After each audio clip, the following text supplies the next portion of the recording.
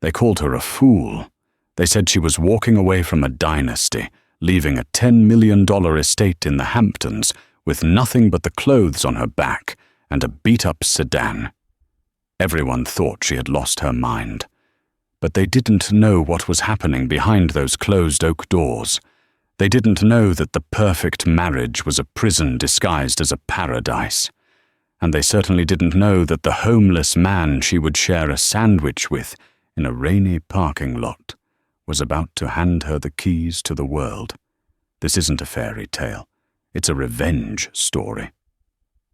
The ink on the divorce papers was still wet, glistening under the cold LED lights of the lawyer's office in downtown Manhattan. "Are you absolutely sure about this, Mrs. Patrick?" the lawyer, Mr. Halloway, asked. He adjusted his rimless glasses, looking at Madeline with a mixture of pity and disbelief. "If you sign this, you waive your right to alimony. You waive the claim to the Patrick Family Trust. You leave with, essentially, what you came in with." Madeline looked at the mahogany table. She looked at Grant Patrick, the man she had spent the last 6 years with. He was checking his Rolex, looking bored. He wasn't even looking at her. He was typing something on his BlackBerry. Yes, he still used one for security reasons, likely texting her. The 22-year-old intern, Jessica, who had been working late with him for the past 8 months. "I don't want his money," Madeline said, her voice trembling, but her spine steel. "I don't want the house in Greenwich. I don't want the apartment in Paris. I just want out." Grant finally looked up.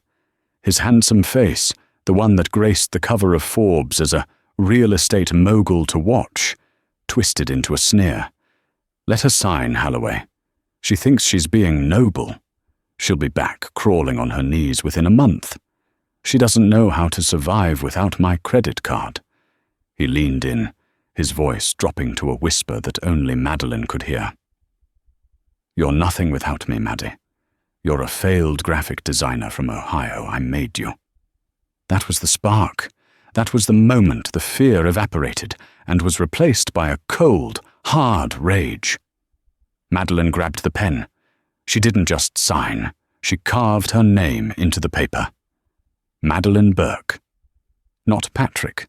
Never again, Patrick. "I'm keeping the Jeep," she said, standing up. Grant laughed. "The 2018 Wrangler. Be my guest. It's got a transmission leak anyway." She walked out of the high-rise building on 5th Avenue and into the biting November wind of New York City. She didn't look back. She had no plan. She had $400 in a hidden cash stash inside her boot, a suitcase of clothes in the trunk, and a car that smelled like burnt oil. She drove to the Holland Tunnel, her hands shaking on the wheel. Her phone buzzed, a notification from the bank. Joint account frozen. Grant hadn't even waited for her to leave the city limits. She was 32 years old. She had no job, no home, and the man she loved had turned into a monster. But as she merged onto the I-95, driving away from the glittering skyline, she felt something she hadn't felt in 6 years. She could breathe. 3 weeks later, the reality of freedom had set in, and it tasted like stale coffee and fear. Madeline had driven south, aiming for somewhere warmer, somewhere cheaper. She ended up in a gritty industrial town on the outskirts of Charlotte, North Carolina. It was far enough from New York that nobody knew the name Patrick, and close enough to a city that she hoped she could find work. But Grant had been thorough. When she applied for a rental apartment, the landlord ran a credit check. It came back flagged for suspicious activity, a parting gift from Grant's lawyers, no doubt tying up her identity and fraud alerts to punish her. No apartment complex would touch her. She was living in the Jeep. She parked in the back corner of a 24-hour Walmart supercenter lot, wedged between an RV and a dumpster to block the wind. She used the public restrooms to wash her face and brush her teeth. She ate peanut butter out of the jar. The transmission leak Grant had joked about was real. The Jeep was dying. She couldn't drive it to job interviews anymore. She had to walk.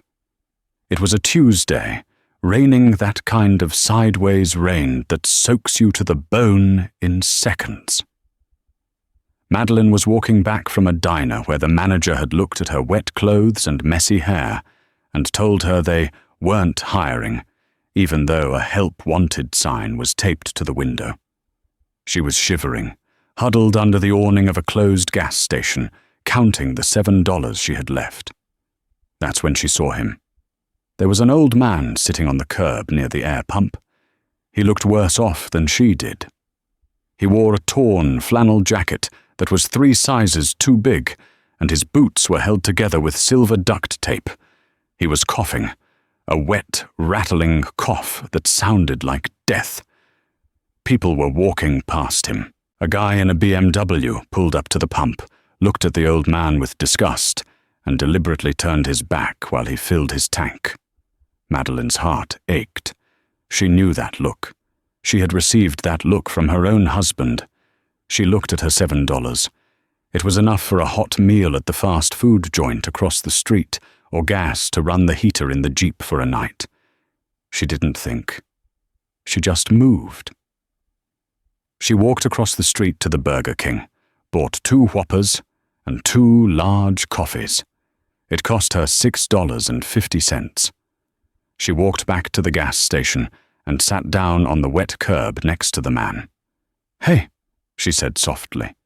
The man flinched, pulling his jacket tighter. He looked up. His eyes were startlingly blue, piercing through the grime on his face and the grey beard. He looked suspicious. "I don't have any money, lady."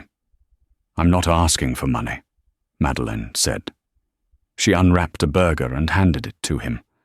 "I'm just hungry, and I hate eating alone." The man stared at the burger. His hands, weathered and shaking, reached out and took it. He took a bite, then another, devouring it with a desperation that made Madeline want to cry. They sat in silence for a long time, watching the rain hit the pavement. "I'm Martha," the man finally mumbled. "I'm Maddie," she said. "You don't look like you belong on a curb, Maddie," Martha said, sipping the coffee. His voice was rough, but his diction was surprisingly clear. "Looks can be deceiving," she replied with a bitter laugh. "I'm living in my car over at the Walmart. My ex-husband froze my life. I'm nobody." Martha looked at her, really looked at her. "Nobody is nobody," he said cryptically. "Why did you buy me this? You have nothing." "Because," Madeline said, staring at the BMW driving away, "I know what it feels like to be invisible, and I promised myself that if I ever got out of my marriage, I'd never look through people the way he did." Martha finished his coffee. He reached into his pocket and pulled out a small, rusted metal washer. Just a piece of junk hardware.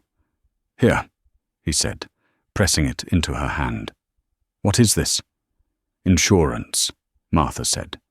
He stood up, groaning as his knees popped. "If you ever find yourself in real trouble, go to the building with the glass spire in downtown Charlotte. The Dominion Tower. Give this to the guard at the front desk. Tell him Martha sent you." Madeline smiled sadly. The old man was clearly delusional. The Dominion Tower was the headquarters of Kensington Logistics, one of the biggest shipping conglomerates in the world. "Okay, Martha," she said gently, pocketing the washer so she wouldn't hurt his feelings. "I'll do that." "You're a good kid, Maddie," he said. He turned and walked into the rain, disappearing into the shadows of the alleyway. Madeline went back to her Jeep, cold and hungry, with 50 cents to her name. She fell asleep, crying, clutching the rusted washer, wondering if she would freeze to death before the morning. 2 days later, the Jeep finally died. It happened at an intersection in the middle of rush hour. The engine seized with a horrific grinding noise, smoke billowing out of the hood. Horns blared behind her. People screamed insults. "Move it, trash!" someone yelled. She couldn't afford a tow truck. She had to abandon the car. She grabbed her suitcase, her only remaining possession, and dragged it to the sidewalk. She was officially homeless.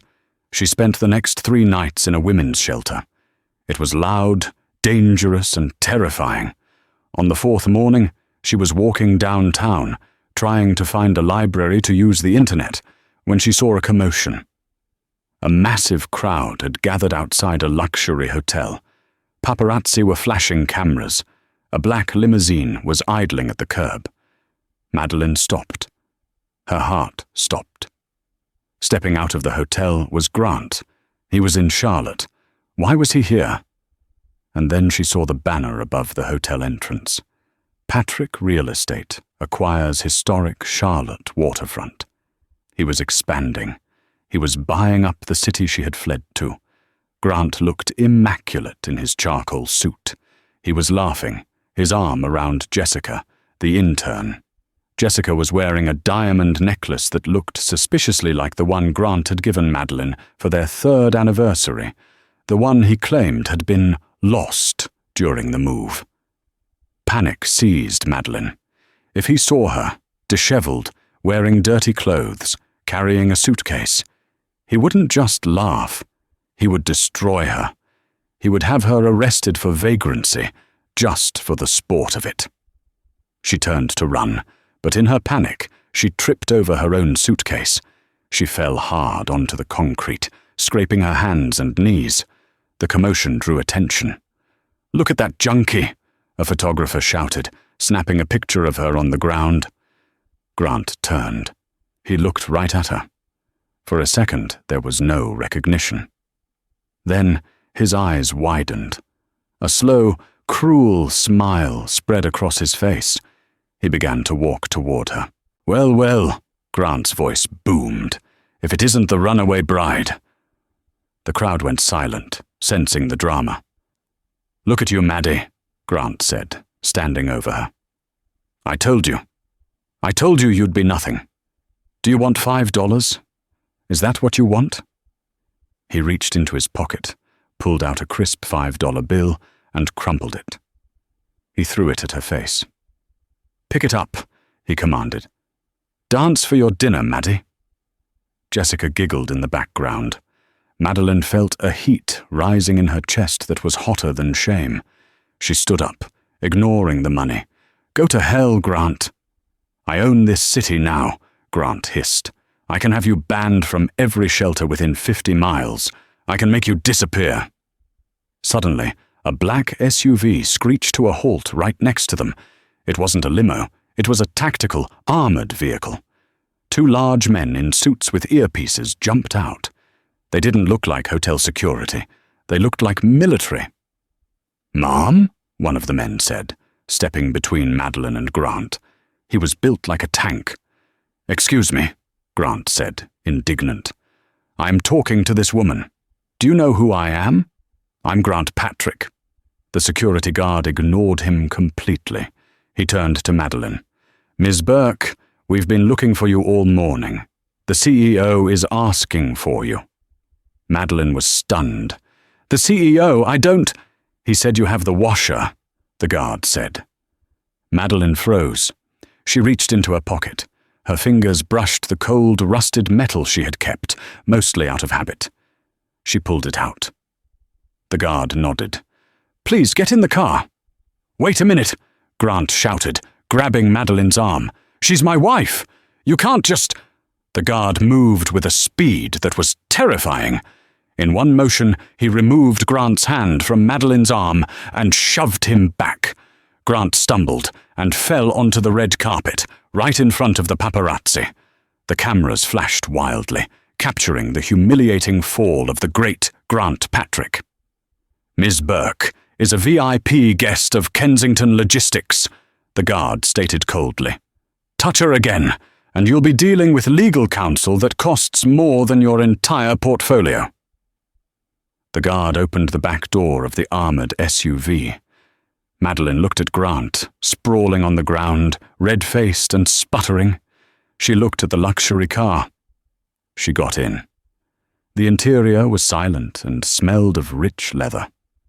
As the car pulled away, leaving her past life on the sidewalk, a partition slid down. Sitting there, wearing a bespoke Italian suit, clean-shaven, and looking 20 years younger than the man at the gas station, was Martha. He wasn't coughing. "Hello, Maddie," he smiled, his blue eyes twinkling. "I believe you dropped this wrapper the other night." He held up the Burger King wrapper. "Best meal I've had in years." "Martha," she whispered. Who are you?" "My name is Martha Kensington," he said, "owner of Kensington Logistics, and I have a proposition for you." The armored SUV slipped through Charlotte's late afternoon traffic like a ghost. Outside, the world still roared, horns, engines, shouting, but inside the vehicle it felt sealed off from reality. The thick glass muted everything. The only sounds were the quiet hum of the engine and the soft clink of crystal as the man across from Madeline took another sip of sparkling water. Madeline couldn't take her eyes off him. Just an hour ago, he had been sitting on the pavement outside the Patrick Hargrave building, drenched in cold rain, wrapped in tattered layers, holding out a paper cup with a trembling hand. Now, he sat in a tailored charcoal suit that looked like it belonged in the corner office of a skyscraper. His silver hair was neatly combed, his posture straight, his expression composed. The transformation was unreal. "Martha Kensington," Madeline said again, almost to convince herself it was real. It was a name that carried weight. Kensington Logistics was everywhere. Trucks on the highways, ships in the ports, cargo planes in the sky.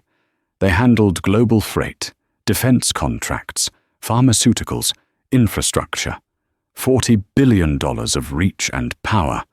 The kind of company that didn't just move goods, it moved governments. And this man had just told her it was his. "But why?" she asked, her voice barely steady.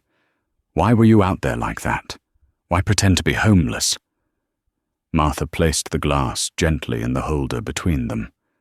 Up close, Madeline could see the years etched into his face.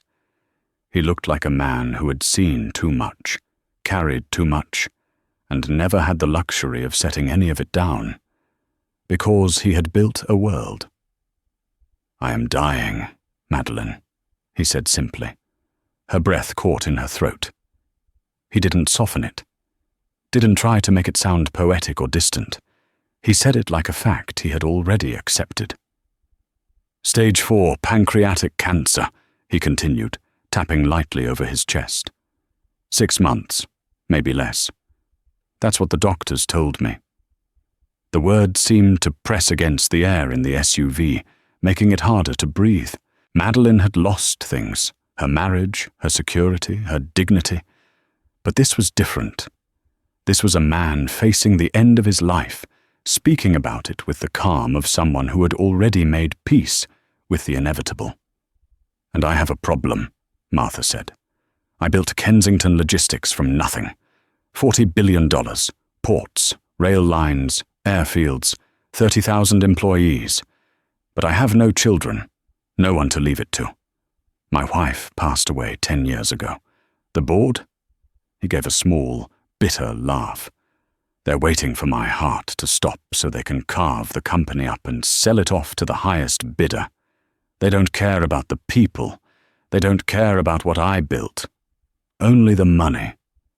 He turned his gaze to the window, watching the city pass by. "I needed an heir. Someone who understands what it means to have nothing, so they never forget the people who still live that way."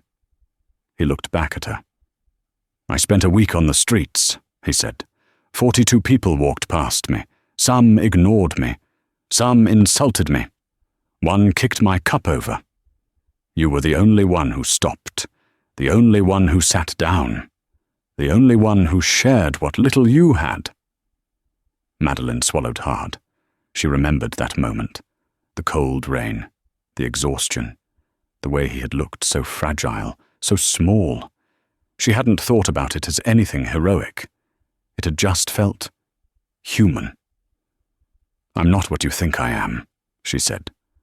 "I'm not a leader. I'm not a CEO.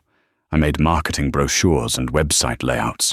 I stayed with a man who treated me like I was nothing for 6 years. I didn't fight him. I just left." "That's not strength." Martha's voice sharpened. "Weakness is staying in the cage when the door is open," he said.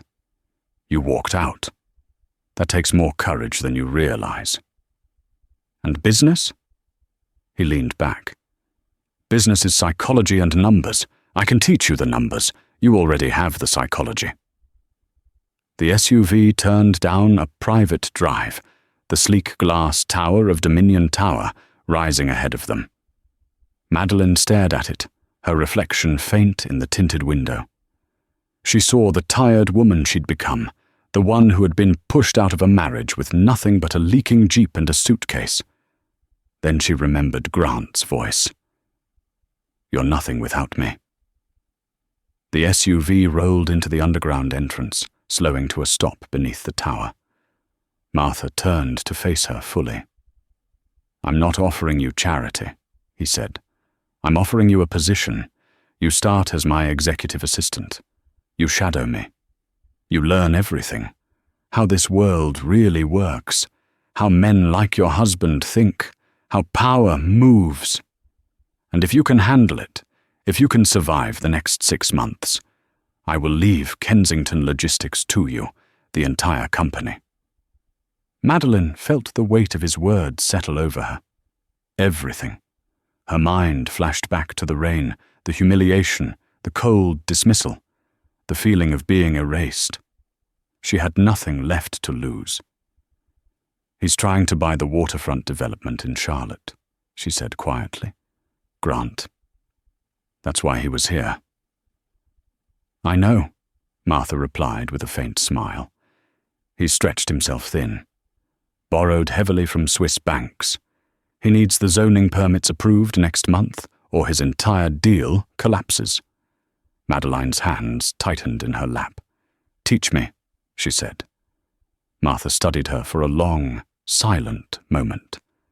Then he nodded. "Good," he said. Because for the first time in years, Madeline wasn't running from her past. She was preparing to conquer it. The transition from Madeline Burke, the discarded wife, to Ava Kensington, the crown princess of a global empire, was not a glamorous makeover. It was a demolition. To build the woman who could command 30,000 employees, Martha Kensington had to first tear down the woman who had been conditioned to say sorry for taking up space. "You move like you're waiting for permission to exist," Martha barked at her on her 3rd day in the Dominion Tower. He was sitting in a high-tech medical chair in his office, a nasal cannula providing him oxygen, but his eyes were as sharp as bayonets. "Stop it! In this building, you are the permission." Madeline's training was a relentless, 20-hour-a-day immersion into the dark arts of high finance and logistics. Martha didn't give her textbooks. He gave her real-world crises. He would wake her at 3 a.m., tossing a thick folder onto her bed. "The port workers in Singapore are threatening a wildcat strike," he'd growl.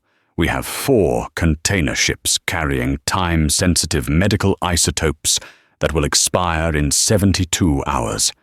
If we miss the window, we lose $80 million, and, more importantly, hospitals in 3 countries lose their supplies.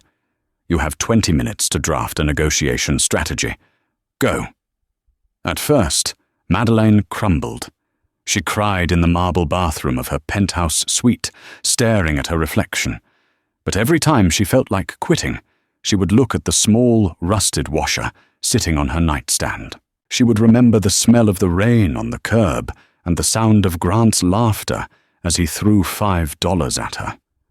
The tears would dry, replaced by a cold, vibrating hum of ambition.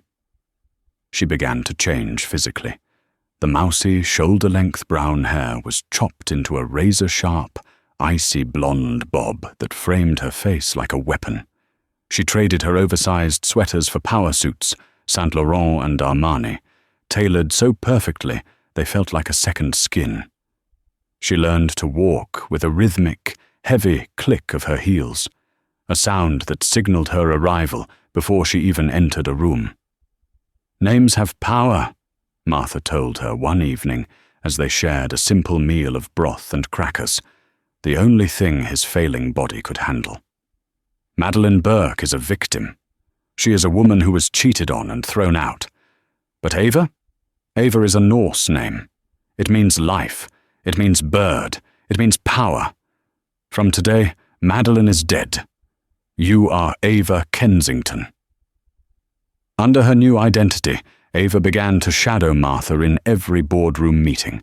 The board members, men like Geoffrey Thorne and Arthur Patrick, no relation to Grant, though just as arrogant, looked at her with thinly veiled contempt.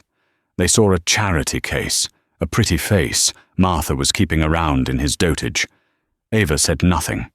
She sat behind Martha, a legal pad on her lap, taking notes.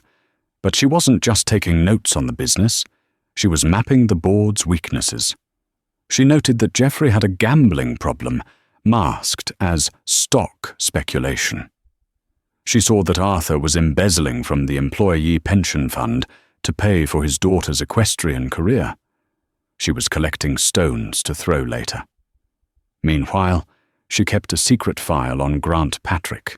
Grant was spiraling. The Charlotte waterfront project was a massive undertaking, and he had underestimated the complexity of the city's environmental regulations. He was desperate. "He's reaching out to the Blackstone Group," Ava reported to Martha one afternoon.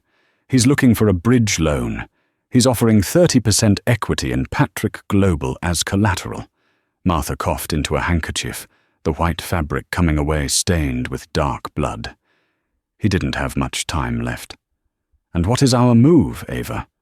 "Blackstone will vet him too thoroughly," Ava said, her voice now a smooth, low-register command. "He's too messy for them. He needs someone who doesn't ask questions. He needs a white knight who is actually a Trojan horse. We set up a shell company, Apex Holdings. We approach him through a third-party broker in the Caymans. We offer him the money, but we demand 49% equity and a personal guarantee on all his assets." Martha looked at her, a slow, proud smile spreading across his pale face. "A personal guarantee? You want to take his house too?" "I want him to lose the very floor he stands on," Ava said coldly. "I want him to feel the wind on his face, the way I did when he pushed me out of that limo." In those final months, the bond between the dying Titan and the rising Phoenix became unbreakable. Martha saw in Ava the daughter he never had. Ava saw in Martha the father who finally taught her her own worth.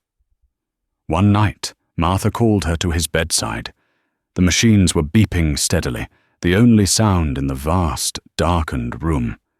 He reached out a frail hand and took hers. "The board. They will try to kill you the moment I'm gone," Martha whispered. "They think you are a fluke. Show them you are the storm. Don't be fair, Ava. Be effective. And remember, the washer." "I remember, Martha," she said, tears finally breaking through her armor. Martha Kensington passed away at 4:12 a.m. on a Tuesday. The news hit the global markets like an earthquake. By 9 a.m., the board of directors had already convened an emergency meeting to vote on a successor and begin the process of selling Kensington Logistics to a German conglomerate. Geoffrey Thorne stood at the head of the mahogany table, looking at his watch. "Well, let's get this over with. We'll appoint an interim CEO, file the SEC paperwork, and by Friday, we'll all be 20% richer." "I wouldn't update your bank balance just yet, Geoffrey," A voice rang out from the doorway. The board members turned. Ava stood there, dressed in a black suit so dark it seemed to swallow the light. She wasn't carrying a notepad anymore. She was carrying a leather briefcase and a heavy, legal-sized envelope. "Who let you in here?" Arthur Patrick snarled. "The funeral isn't until Thursday. You're done here, girl. Security will have your things packed by noon." Ava didn't flinch. She walked to the head of the table, Martha's chair, and sat down. The silence in the room was deafening. "Martha Kensington didn't leave this company to the board," Ava said, her voice echoing with the same gravitas Martha once held. He held 51% of the voting shares in a private trust. "I am the sole trustee of that trust, and as of 5 minutes ago, I have exercised my right to dissolve this board and appoint a new committee of my choosing." "This is an outrage!" Jeffrey slammed his fist on the table. "You're a nobody. You have no experience. We will fight this in court for a decade." Ava leaned forward, tossing the legal envelope onto the table. "Page 1 is my appointment as trustee. Page 2 is a list of the gambling debts you've been paying off using the company's offshore tax haven, Jeffrey. And page 3. Well, Arthur, page 3 is a detailed ledger of the $2 million missing from the pension fund. If you want to fight me in court, we can start with your criminal trials." The color drained from the room. These men, who had spent decades bullying subordinates, were suddenly staring at a predator they hadn't seen coming. "Now," Ava said, clicking her gold pen. "The first item on the agenda is the acquisition of Patrick Global. We're going to offer them a deal they can't refuse. And then we're going to destroy them." She looked out the window at the city below, her eyes cold and clear. The training was over. The war had begun. The champagne in Grant Patrick's glass was the color of liquid gold, and to him it tasted like victory.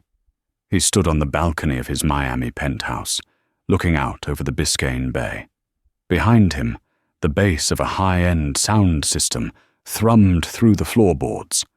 Jessica was there, draped over a velvet sofa, showing off a new Cartier bracelet to her followers on a live stream. "We're back, baby," Grant whispered to the wind.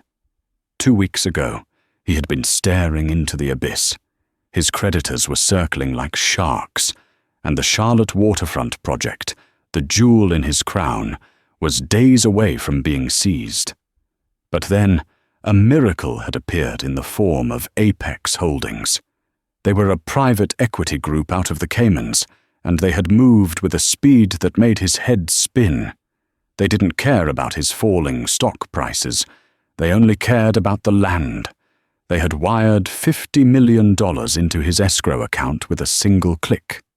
"Grant, honey," Jessica called out, not looking up from her phone. The guy from the construction site called again. "Something about a stop work order?" Grant waved his hand dismissively. "Probably just a permit glitch. I'll throw some money at the city inspector tomorrow. It's fine. Everything is fine." But everything was not fine. 300 miles away, in a darkened office at the top of the Dominion Tower, Madeline Burke, now known to the world as Ava Kensington, watched a series of monitors. On one screen was a live feed of the Charlotte construction site. It was ghost quiet. Not a single crane moved. "Is the union lead on board?" Madeline asked. "Big Mike is satisfied," Elflida, her COO, replied from the shadows. "The safety concerns we flagged were technically legitimate, even if they were minor. But with the union refusing to cross the picket line until every single bolt is re-inspected, Patrick won't meet the Phase 1 deadline. He's already 48 hours behind." Madeline leaned back, her face illuminated by the blue light of the screens. "And the Swiss banks?" "They've been notified that Patrick's primary funding source is now a high-interest bridge loan with a predatory default trigger. They're pulling his secondary lines of credit as we speak. He's being squeezed from both ends." "Good," Madeline said. "Wait for the clock to hit midnight on the 15th. Then send the notice." The downfall of Grant Patrick didn't happen with a bang. It happened with a series of frantic phone calls that he couldn't answer. By the time Grant flew back to his headquarters in New York, the atmosphere in the building had changed. The receptionists wouldn't look him in the eye. The air felt cold. He stormed into his executive suite, his face flushed and sweating. "Where is Holloway?" Grant screamed at his assistant. "Why aren't the phones working? Why did my corporate card get declined at the airport?" "Mr. Patrick," the assistant stammered, backing away. There's a representative from Apex Holdings in your office. She's been waiting since 6 a.m. "Finally!" Grant straightened his tie, regaining a flicker of his old arrogance. "I'll handle this. They probably just want to renegotiate the interest.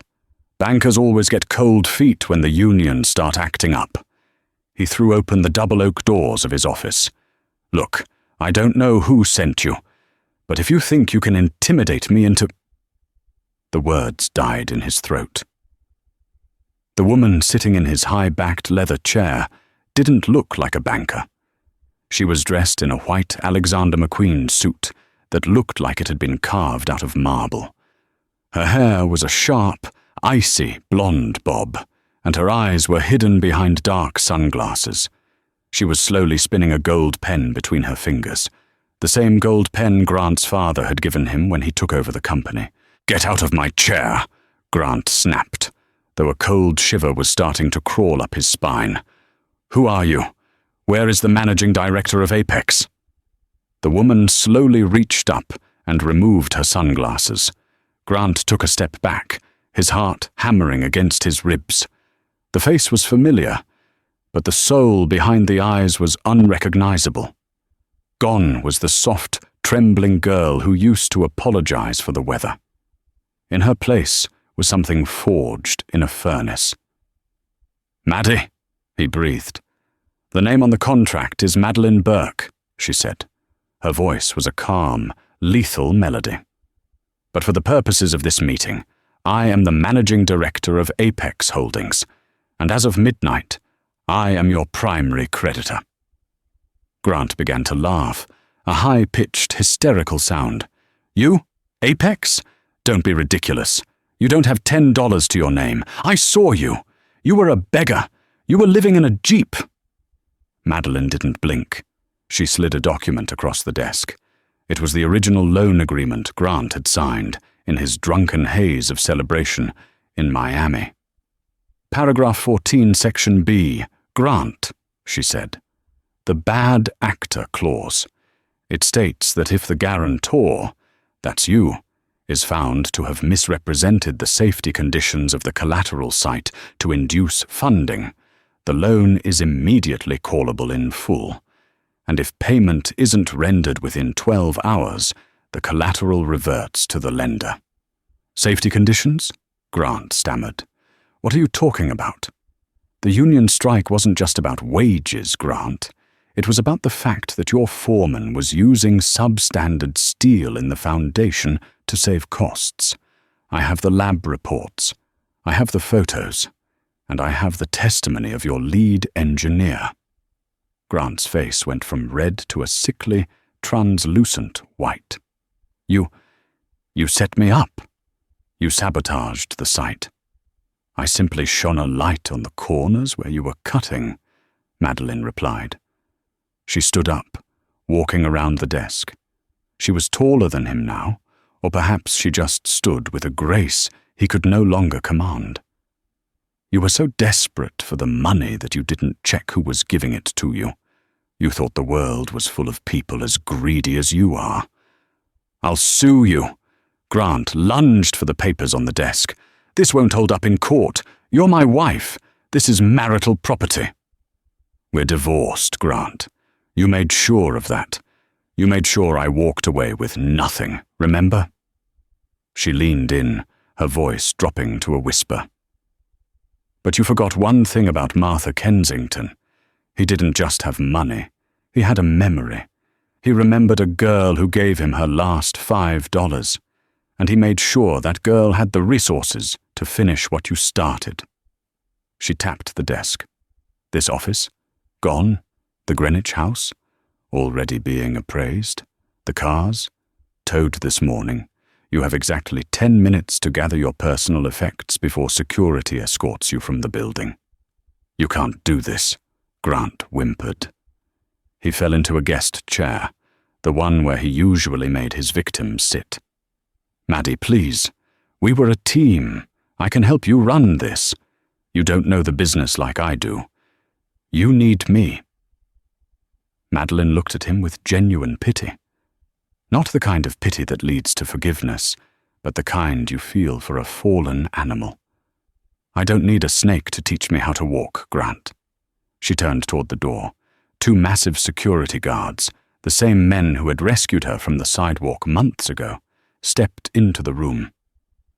Mr. Patrick is leaving, Madeline said. Ensure he only takes what belongs to him, which, according to the inventory I've run, is a single briefcase and the suit on his back. Wait! Grant screamed as the guards grabbed his arms. What about the waterfront? What about my legacy? Madeline paused at the door, looking back one last time. The waterfront will be completed, she said. But it won't have your name on it. It's being renamed the Martha Kensington Memorial Park. It's going to be a low-income housing complex with a free clinic and a job placement center. Your legacy is being paved over with something useful. As the guards dragged a screaming, sobbing Grant Patrick toward the freight elevator, Madeline walked to the floor-to-ceiling window. She looked out at the New York skyline. She was no longer the girl in the Jeep. She was the storm, and the storm was just beginning to blow. Grant Patrick laughed. It was a hollow, incredulous sound that bounced off the glass walls of his corner office. He tossed the blue folder onto the desk as if it were a piece of junk mail. "This is a joke," Grant sneered, leaning back in his leather chair, though his knuckles were white as he gripped the armrests. "You think you can walk in here, wearing a suit that costs more than your father's house, and pretend you own my company? Maddie, you're delusional. I have lawyers. I have security. You have nothing," Madeline cut him off. Her voice wasn't loud, but it had a peculiar weight to it, like a stone dropping into a deep well. "And stop calling me Maddie. My name is Ms. Burke, or if you prefer, Boss." She tapped the folder he had discarded. "You didn't read page 42, Grant. The cross-collateralization clause. When you signed the emergency funding agreement with Apex Holdings, you were so desperate to save the waterfront project and your reputation that you didn't notice the definitions section." Grant blinked, a bead of sweat rolling down his temple. "Definitions?" "We defined collateral not just as the waterfront development," Madeline explained, pacing slowly around the room, running her hand along the bookshelves she used to dust when she visited him at work. "We defined it as any and all assets, real or liquid, held by the primary guarantor. You put everything on the table, Grant. The Greenwich estate, the Paris apartment, the stocks, the vintage car collection, even your retirement accounts." Grant stood up so fast his chair toppled over. "That's illegal. That's entrapment." "It's binding," Madeline corrected. "And since you defaulted on the Phase 1 construction milestone yesterday at 5 p.m., the transfer of ownership triggered automatically. As of this morning, I own the building we are standing in. I own the house you sleep in. I even own the lease on that ridiculous limousine waiting downstairs." Grant looked around the room, his eyes darting frantically, looking for an escape route. He looked at Jessica, who was sitting on the sofa, scrolling through her phone, seemingly oblivious to the gravity of the situation. "Jessica," Grant barked, "call my lawyer. Get Halloway on the phone now." Jessica looked up, popping her gum. She didn't move to dial. She looked at Grant, then at Madeline. She saw the shift in power. Jessica wasn't smart in business, but she had a survival instinct that was razor-sharp. "He's not picking up, Grant," Jessica said, her voice bored. "I tried calling him 10 minutes ago when the security guys locked the elevators. He sent a text. It just said, 'Conflict of interest.'" "Conflict of interest?" Grant screamed. "He's my lawyer."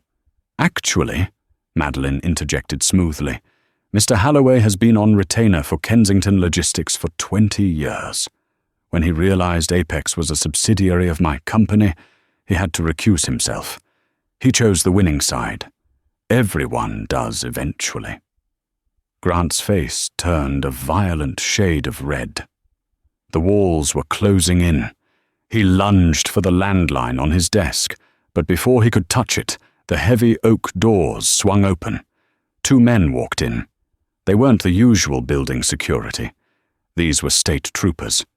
"Grant Patrick?" the older officer asked. "Thank God," Grant exhaled, adjusting his tie. "Officer, this woman is trespassing. She is harassing me. Remove her immediately." The officer ignored him and pulled a pair of handcuffs from his belt. "Mr. Patrick, we have a warrant for your arrest regarding the misappropriation of union pension funds and 3 counts of wire fraud related to the waterfront construction bonds." The room went dead silent. Madeline watched, her face impassive. This was the final nail. She had tipped off the SEC and the Labor Department weeks ago, providing the anonymous documentation that proved Grant had been moving construction funds into his personal offshore accounts to maintain his lavish lifestyle while his workers went unpaid. "Fraud?" Grant stammered, backing away until he hit the window. "No, that's an accounting error. I can explain. Maddie, tell them." He looked at her, his eyes pleading. The arrogance was gone, replaced by the terrified look of a child caught stealing. "Maddie, please. We were married. I loved you. I took care of you. Don't let them take me." Madeline walked up to him. She was close enough to smell his expensive cologne, a scent that used to make her feel small. Now, it just smelled like desperation. "You didn't take care of me, Grant. You erased me," she whispered. "You told me I was nothing without you. You threw $5 at me in the street to humiliate me. Do you remember?" She reached into her blazer pocket. She pulled out a crumpled, dirty $5 bill. She had kept it in a plastic bag since that day. She tucked the bill into the breast pocket of his suit. "Keep it," she said. "You're going to need it for the commissary." The officers stepped forward, spinning Grant around and clicking the handcuffs onto his wrists. As they marched him out of his own office, he began to weep, loud, ugly sobs that echoed down the hallway. Jessica stood up, grabbing her limited edition Hermes bag. She tried to scurry past Madeline toward the door. "Going somewhere, Jessica?" Madeline asked, without turning around. Jessica froze. She turned, putting on a trembling, tearful smile. "Oh, Miss Burke, I am so sorry. I had no idea he was a criminal. I was a victim, too. He manipulated me just like he did you. I'm so glad you took him down. Girl power, right?" Madeline looked at the young woman. She saw the diamond necklace, the one Grant had bought with money that should have gone to paying his workers. "Leave the bag," Madeline said. "Excuse me?" "The bag, the necklace, the bracelet, the phone." Madeline listed them off. "They were purchased with stolen company funds. They are evidence.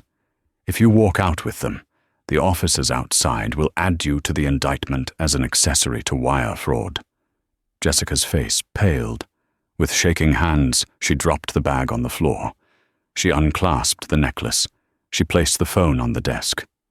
Am I fired?" Jessica whispered.